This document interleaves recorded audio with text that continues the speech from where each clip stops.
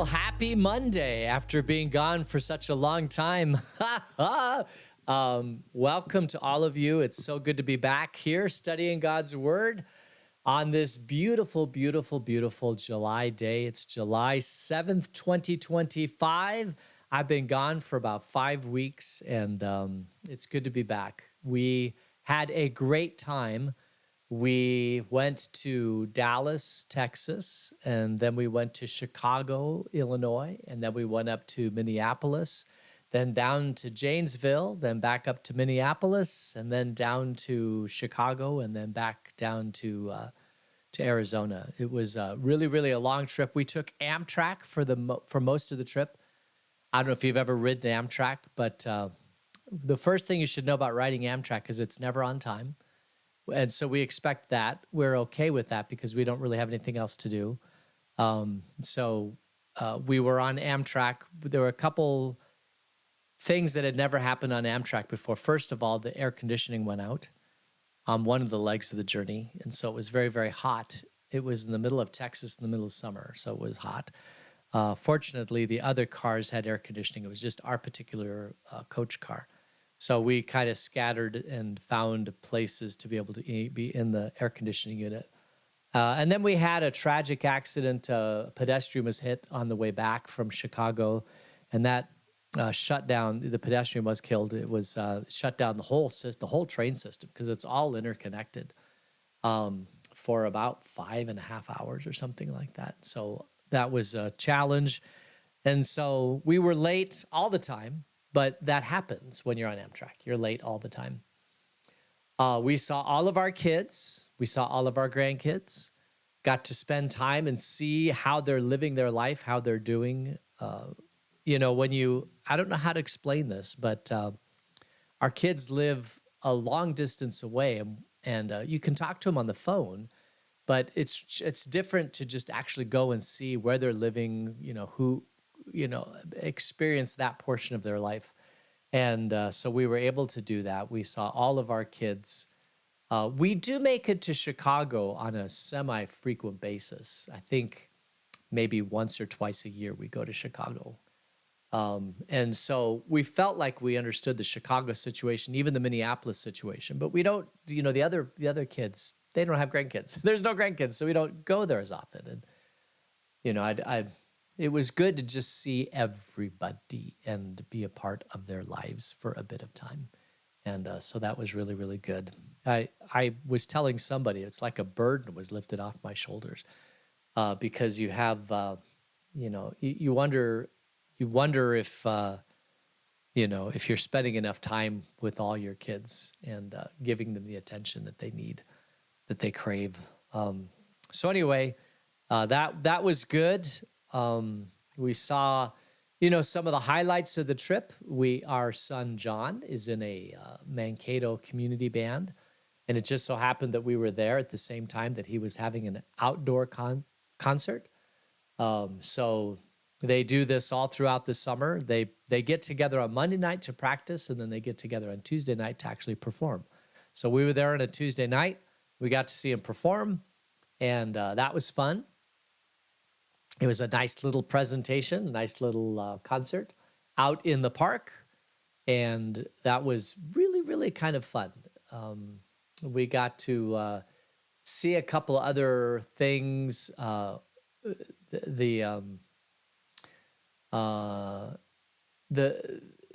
was just, the whole thing was just really, really quite wonderful, and I'm so grateful for the opportunity to just put some things aside and go out and be a part of their lives. And now we're back.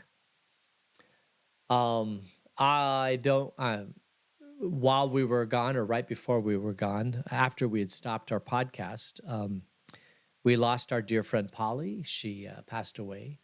And so her funeral will be, today is Monday the 7th. Her funeral will be 2 weeks from this Saturday. I will be going to the National Youth Gathering with our youth, and that starts on the 18th. So today's the 7th, so 11 days from now we will be doing that. So I'll be gone from the 7th or the 18th through the Wednesday, the 23rd, or something like that. So we won't be doing a podcast on that week. As far as birthdays go, we have one birthday today, and that's Tam Zizzo. So happy birthday, Tam. Pray you have a blessed, wonderful day. Happy birthday to you. And let's see, what else can I say? It's just summertime, and summertime is a time to relax and visit family, get some chores done around the house, although I haven't gotten as many chores done as I'd like to. One of the chores that we have, one of the chores that I'm supposed to be working on is putting flooring down in the house. I started this chore right before COVID, and then COVID happened. And my life after COVID became extremely, extremely busy. And so the half the house is done, the other half isn't done. And I'm hoping to get this flooring done, but it's just not in the cards, I guess. I don't know. I need to carve out more time to do that. Anyway, some of the other chores, we want to clean out the garage. We haven't been able to get that one done. It gets too hot. So there's a couple chores out there that we want to get done. Hopefully we'll get them done at some point soon. I think I could spend hours talking about the trip, but I don't think I'll bore you with all those details. Just understand that we had a great time, and it's good to be back. And we'll be back for a while because I don't think we have any other trips planned except for the National Youth Gathering. No, we have Jennifer and I believe are going to go to Jordan in September. For a baptism, and that will probably take a week or so. So we'll talk about that when we get closer. Let's see. So the last Bible study that we did was New Testament, and so now I want to jump back to the Old Testament, and we are going to go back. We've done Genesis and we've done Exodus, but we haven't finished the rest of the Torah. And I would really like to do that. I'd like to just spend a little bit of time talking about Leviticus, Numbers, and Deuteronomy, and kind of what God's law is, why he set up the law, and those sort of things. So for at least the next while, we are going to look at Leviticus, Numbers, and Deuteronomy. Now, Genesis and Exodus took us a long time, but I think Genesis has like 50 chapters or something like that, or maybe it's Exodus. Leviticus doesn't have as many chapters. It's maybe 25. I think it's 27 chapters for Leviticus. So this hopefully won't take as long as Genesis and Exodus did, which took us like almost a whole year. But it's probably going to take us at least until Christmas to get through all of this stuff. It wouldn't surprise me. And so a little bit of a precursor. If you remember, Genesis is creation, and then there's God's people are in slavery in Egypt, and the Exodus is how they get out of slavery in Egypt. Moses is leading the crowd. Moses is the author of Genesis, Exodus, Leviticus, Numbers, Deuteronomy. Moses grew up in Pharaoh's court, but then now he is... he's very old. I think he's 80 years old. And he is leading the people through the promised land. And they are still at the foot of Mount Sinai. That's where we left off in Exodus. But in the next 3 books, they wander through leading up to the promised land. They have 40 days in the wilderness, 40 years in the wilderness. And then they finally get to the promised land. And when they get to the promised land, Moses passes away, and then Joshua leads the people into battle into the promised land. And we've already gone through that story. But we've never done these 3 books, and so we're going to spend some time doing that. So basically, as the storyline goes, we are at the foot of Mount Sinai, and God is going to start talking to Moses, talking about various things, and that's where we pick up the story. So this is going to be Leviticus chapter 1. Oh, by the way, Leviticus means of the tribe of Levi. And Levi's are the priesthood. So let's go ahead and get into this. This is Leviticus chapter 1. I think I pressed this button here. Hopefully it'll work. The Lord called to Moses and spoke to him from the tent of meeting. And he said, "Speak to the Israelites and say to them, when anyone among you brings an offering to the Lord, bring as your offering an animal from either the herd or the flock." So this is talking about a sacrifice, a burnt offering. I'm always fascinated by this because if you'll remember, Abraham was going to sacrifice his son Isaac. And then God said, "No, I don't need Isaac as a sacrifice. Here's a ram in the thicket, and you can sacrifice this ram." But why is it that God needs a sacrifice?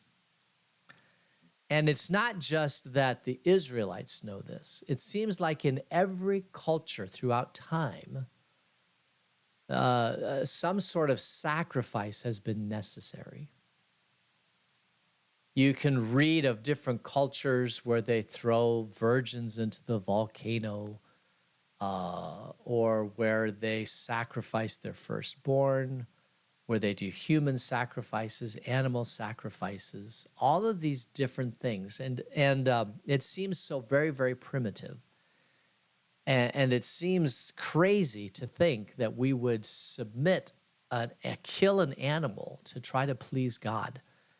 And why is it that every culture throughout time seems to find it necessary to do this? And from the outset, the answer is because life is challenging. And sometimes the crops don't happen correctly. And sometimes there's death and famine and plague and all these different things. And so all of these cultures offer sacrifices up to God to try to please God. And the reason why the sacrifices of the Israelites were pleasing to God, we find out in the book of Hebrews, it was because it was a precursor or expectation of the perfect sacrifice that would happen in Jesus. It says that it wasn't the blood and bull of goats that made God happy, but when the Old Testament people offered sacrifices to God, it was because it was a foretaste of the perfect sacrifice, which would be Jesus. And then in the New Testament, people, after Jesus rose again, for us who are followers of Jesus, we remember that sacrifice of Jesus through Holy Communion. So the sacrifice of Jesus, the life of Jesus, is the pinnacle of humankind. And the sacrifice of Jesus on the cross is the ultimate sacrifice that makes atonement for sin, both in the Old Testament and the New Testament. And so these sacrifices in the Old Testament are only pleasing to God because they're a foretaste of the perfect sacrifice of Jesus on the cross. And it seems like every culture throughout time has offered a sacrifice, and those sacrifices aren't pleasing because they're not tied into the sacrifice of Jesus. They're just sacrifices, hoping that God will bend his ear or lend his ear to your particular situation. And we think about the horridness of some of these sacrifices, like sacrificing a virgin or a firstborn child or whatever. But it's commensurate with with the fact that life is challenging and difficult. And I know that recently there was a flooding in Texas, and there was a Christian girls' camp somewhere in the flood zone. And the flooding happened in the middle of the night and washed away a lot of these young girls. And even today, a lot of them haven't been found, but they've found a number of people who are dead. And you think of the horrific nature of this. And the question many people will ask is, how can we stop this from happening in the future? And in the Old Testament, it might be that we offer, that the people offered a sacrifice to God to say, here's a sacrifice. Don't do that. Take this sacrifice as a redemption. Make this be pleasing so you don't do the other thing. And the Old Testament sacrifices are only pleasing to God because because it's a foretaste of the sacrifice of Jesus. But when we get into this, we'll see what the purpose of sacrifices are and how to do the sacrifices, and what makes God pleased and what doesn't make God pleased. And it's not just the sacrifice, but it's living your life in a way that pleases God. And then when you know that you can't please God because nobody can live a perfect life, then offer a sacrifice as an atonement to God for your life. And that is the sacrificial system of the Old Testament. So now the Lord comes to Moses and speaks to him at the tent of meeting. If you remember, the tent of meeting is the tent that they carried around with them. Moses is in the tent, and he is going to speak to Moses and the Israelites. And he says, when you bring an offering, bring an animal from either the herd or the flock. This could be, it could be a goat, it could be a sheep. They also accepted other bird animals and sacrifices. There were all sorts of appropriate sacrifices that were offered. But he continues to go on in verse 3. If the offering is a burnt offering from the herd, you are to offer a male without defect. You must present it at the entrance to the tent of meeting so that it will be acceptable to the Lord. You are to lay your hand on the head of the burnt offering, and it will be accepted on your behalf to make atonement for you. So the herd obviously is a sheep or a goat. You are to pick up a male because the male was more valuable. A good male can offer good, strong genes to the female. There was a good value for the male. Also, you could still continue your herd just fine with reduced males, because really the limiting factor isn't the male, but it's the female, and so you bring a male without defect. We'll see that there is expectation from God that whatever is done for him in a sacrifice is done in a manner without defect. And we'll find out that as they choose the priests, that they are to be without defect also. There's this sense of when you come to God, don't give him the castovers, the leftovers, but give him like the first fruits. Give him the best of the best.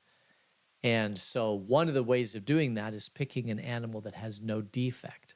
And that's the animal that you're going to slaughter and sacrifice to God. And then the owner of the animal places his hand on the animal before the sacrifice. And that is, it's almost like we're transferring the sin from the person through that act onto the animal, and then we kill the animal. And then that offers up to God, and then God finds it a sweet-smelling aroma because it's a foretaste of the perfect sacrifice of Jesus on the cross. So you present it at the entrance to the tent of meeting, and you lay your hands on it, of the head of this animal, and it will be accepted on your behalf to make atonement for you. So when you do all of this, there is an atonement for sin, because nobody's perfect. And in order to atone for sin, this is the method that is used in Leviticus to atone for sin. Verse 5, you are to slaughter the young bull before the Lord, and then Aaron's sons, the priests, shall bring the blood and splash it against the sides of the altar at the entrance to the tent of meeting. You are to skin the burnt offering and cut it into pieces. The sons of Aaron, the priest, are to put fire on the altar and arrange wood on the fire. Then Aaron's sons, the priests, shall arrange the pieces, including the head of the fat, on the wood that is burning on the altar. You are to wash the internal organs and the legs with water, and the priest is to burn all of it on the altar. It is a burnt offering, a food offering, an aroma pleasing to the Lord. So this is quite detailed as to how this offering is to happen. You bring it, you lay your hand on it, and then it's slaughtered, and it's skinned, its entrails come out, and it's cut into pieces, and it's put on a fire in a particular way. It's laid on that fire. And I'm sure many of you have smelled meat on a fire, and it is a pleasing aroma. I will tell you, the fat and the meat. A slow cook. We were recently in Chicago and had a slow cooked pork shoulder. Was it a pork butt? Pork something. And boy, did that smell good. smoked pork. Oh my goodness. This isn't pork, but it does smell good. There is a pleasing aroma at this. I guess if you're vegan, it's not a pleasing aroma, but for people who are not vegan, they smell that and their mouth waters. It is something that is very pleasing. And that fire, that smoke rises up to God, and God is pleased with that aroma. But again, it's not the aroma itself. It's not the blood. It's the foretaste of the perfect sacrifice of Jesus. All right. Sorry about that. I hit using my hands too much. All right. And this has to be done by Aaron, the priestly class. If you remember when the Israelites enter into the promised land, the priestly class doesn't actually get an inheritance of land because they're interspersed. They're the priestly class, the tribe of Aaron, and so they are the priests, and they're the ones that do all this work. And the other thing that's just really interesting is that it's really bloody. I mean, like blood everywhere. You kill this animal, you drain the blood out, then you take the blood and you sprinkle it everywhere, and there's blood here, blood there. There's probably a lot of flies everywhere. It's probably just a nasty, nasty thing to watch and to be a part of. But it is the process by which the Old Testament people were arranged for atonement for their sin. And they would do this on the Day of Atonement. Eventually, we'll find out that there are feasts around this too. All right. Let's verse 10. Oh, wrong one. This one. If the offering is a burnt offering from the flock, from either the sheep or the goats, you are to offer a male without defects. You are to slaughter it at the north side of the altar before the Lord, and Aaron's son, the priest, shall splash its blood against the sides of the altar. You are to cut it into pieces, and the priest shall arrange them, including the head and the fat, on the wood that is burning on the altar.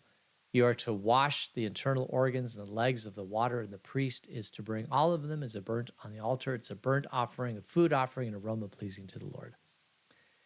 And if the offering of the Lord is a burnt offering of birds, you are to offer a dove or a young pigeon. The priest shall bring it to the altar, wring off its head, and burn it on the altar. Its blood shall be drained out of the side of the altar. He is to remove the crop and the feathers and throw them down east of the altar where the ashes are.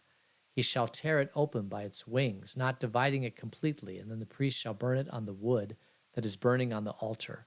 It is a burnt offering, a food offering, an aroma pleasing to the Lord. So you can have herds, flocks, birds. These are the acceptable ways to offer sacrifices to God. The birds, interesting. The wring its head, right? Like, I don't know if you've ever wrung the head off of a bird. I used to go hunting with my father as a kid. And when you kill a dove or a quail, I know this is nasty, but you have a big backpack that you have, and it can hold 10 quail or 10 doves. And what you typically do is you wring the neck. And a human can do this. You just pull the neck right off the bird, and you throw the head on the ground, and you put the bird in the backpack. And so by the time you get back to camp and you're ready to eat the birds, the head's not there anymore. It makes sure that the bird is dead because sometimes if you don't do that, the bird is still alive. And you want to make sure that the bird is completely dead. So you wring the head off of the bird. And then when you get back to camp, you defeather it. And then you take the breast of the bird and you pull the breast off. And then the rest of the carcass you throw away. So the only thing you really eat on a dove or a quail is the breast. And dove doesn't, I'm not a big fan of dove meat. For me to eat dove meat, I wrap it in bacon.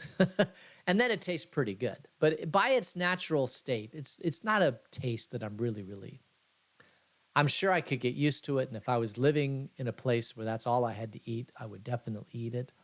But quail, on the other hand, quail is tasty. Quail don't fly. Doves fly all the time, so their meat is very, very tough, those wings. But the quail lives on the ground, so it's a lot like a turkey. So the breast is, or a chicken, it's a lot more tender of a meat, and it's a lot more tasty of a meat. And I don't know if you've ever eaten quail. But one of the problems living here in Vail is that quail is almost like a sacred bird because you see them all the time. The mommy and daddy quail with their little babies. So talking about eating quail is not a pleasant thing. But when I was growing up, we ate a lot of quail, and it is a very, very tasty bird. My mom would take the quail, dip it in butter, and then flour it, and then put it in oil and just burn it on the pan, both sides of the quail, and then butter and salt and pepper and sometimes lemon. It's pretty tasty. Pretty tasty stuff. All right. So let's leave it there. Let me see over here. Oh my goodness. Thank you all of you for joining me so much. I appreciate it. And thank you for all of you who are online today. I appreciate it. And I know there'll be people watching it later online. So I pray God's richest blessings to you this day. Let's close in prayer. Gracious God, thanks for this day. And watch over us until we meet again. In Jesus' name, amen. All right. So have an awesome day. Oh, I want to go over. Where do I want to go? I want to go over here. I'm still trying to remember how to do this. All right. So have a great day, and we'll see you tomorrow. Take care. Bye.